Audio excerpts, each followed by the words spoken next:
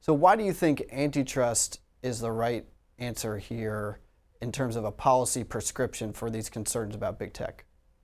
So I think antitrust is one of three policies and areas that we need to move forward on. When you talk about Facebook taking down content, I think we're looking at Section 230 also in that area.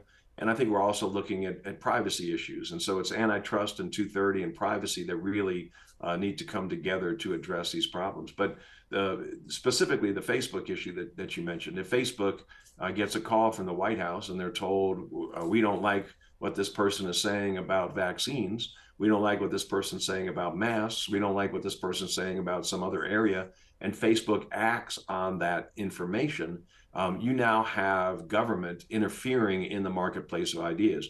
You've got government determining or having speech taken down that they couldn't take down directly. And that's really the fear here, is that government is acting indirectly in an area that it couldn't act directly in.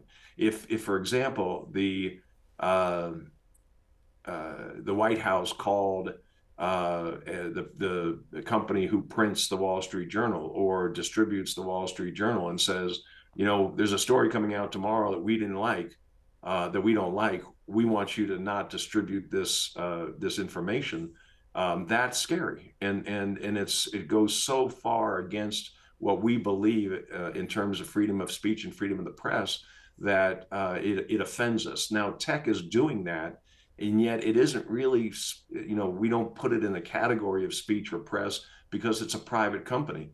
If it's influenced by government, it is acting in its stead, and I think the law applies in that way.